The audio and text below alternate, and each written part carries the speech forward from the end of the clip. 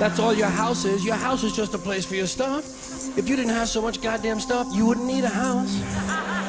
You could just walk around all the time. That's all your house is. It's a pile of stuff with a cover on it. You see that when you take off in an airplane and you look down and you see everybody's got a little pile of stuff. Everybody's got their own pile of stuff. And when you leave your stuff, you gotta lock it up. Wouldn't want somebody to come by and take some of your stuff. They always take the good stuff. They don't bother with that crap you're saving.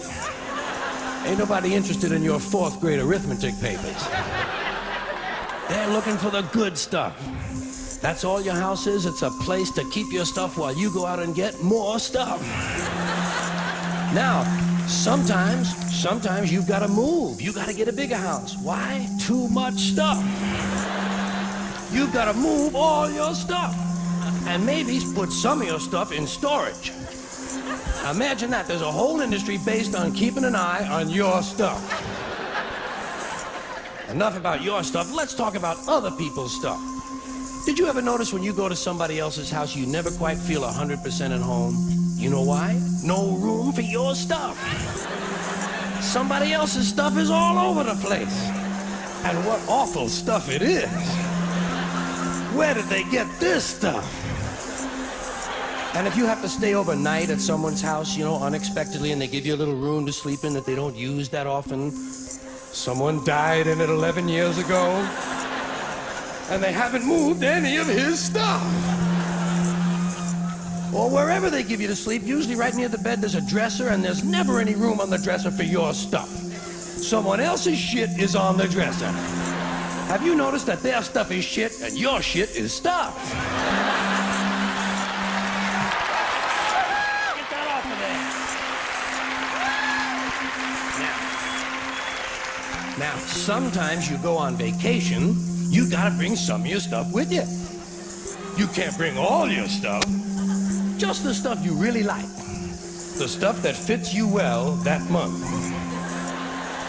Let's say you're gonna go to Honolulu. You're gonna go all the way to Honolulu. You gotta take 2 big bags of stuff, plus your carry-on stuff, plus the stuff in your pockets.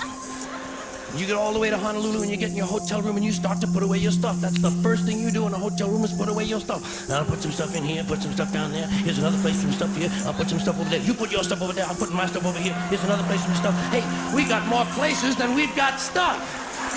We're gonna have to buy more stuff. Yeah.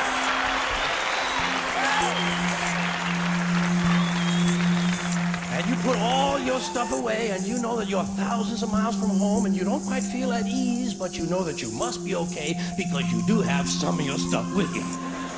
And you relax in Honolulu on that basis.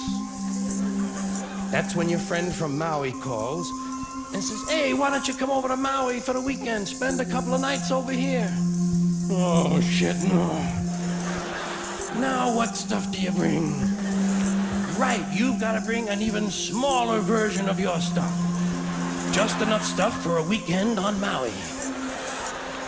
And you get over, and you're really spread out now. You've got shit all over the world.